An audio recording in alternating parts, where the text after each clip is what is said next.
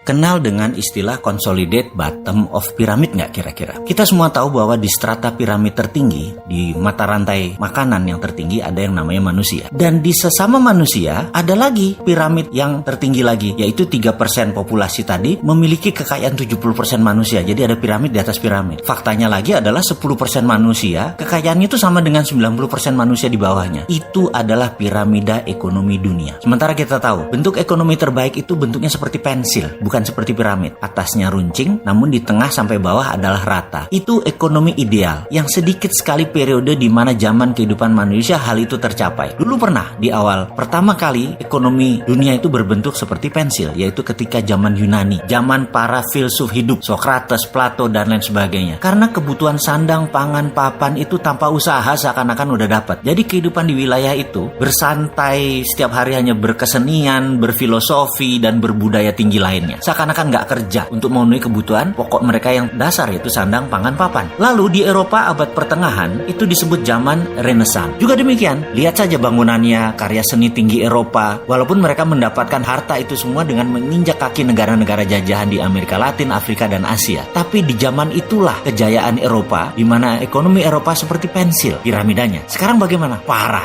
Dasar piramidanya lebar, mengecil di tengah, serta tinggi tajam di atas. Karena apa? Karena selain the winners-nya sudah ada, the winners takes all, mereka juga menggunakan kekuatan pemerintah sebuah negara untuk menjadi pion mereka, mengatur agar kekayaan mereka menjadi abadi. Itulah strategi para kapitalis di top of pyramid pada saat-saat ini. Setelah itu ada lagi. Ternyata mereka di atas tuh tidak bercerai-berai, mereka di atas tuh consolidate, bergabung bersama. Jadi sudah kecil, sedikit, kompak lagi. Jadi secara individu, mereka ini menguasai piramida terbalik. Jadi kalau jumlah mereka, piramidanya benar, tapi secara harta yang kecil itu menguasai piramida terbalik, hartanya terbanyak. Jadi sistem apa yang mereka gunakan untuk mempertahankan kekayaan mereka itu? Yes, benar, mereka menggunakan bank. Bank itu kapal keruk harta tabungan orang-orang kecil, dikumpulkan di mana-mana lalu diberikan untuk komunitas 3% pebisnis. Karena pebisnis yang punya jaminan hanya 3%, sisanya walaupun nabungnya di bank yang sama nggak akan keluar dikasih kredit atau pinjaman. Gila nggak tuh? Setelah itu Kementerian Keuangan, Bank Indonesia semua membuat aturan melindungi yang 3% itu untuk keuntungan yang 3% itu. Jadi rakyat kecil melihat bank sentral, melihat bank adalah simbol kapitalis. Coba lihat KUR ya, kredit usaha rakyat. 1 bulan bunganya 2% atau setahun 24%. Itu buat rakyat. Sementara kalau buat konglomerat setahun 9%. Bayangin, itu realita kan? Ini gila kalau didiamkan. Lalu ke depan bagaimana? Kita ini bukan tukang ngeluh. Kita ini ingin memberikan solusi walaupun rada nyeleneh. Karena kita harus memberi peringatan kepada semua orang dan memberikan solusi. Jadi caranya gimana? Yaitu dengan new economic model, yaitu dengan cara konsolidasi bottom of pyramid. Itu teorinya. Dan prakteknya kita sudah bangun. Bahkan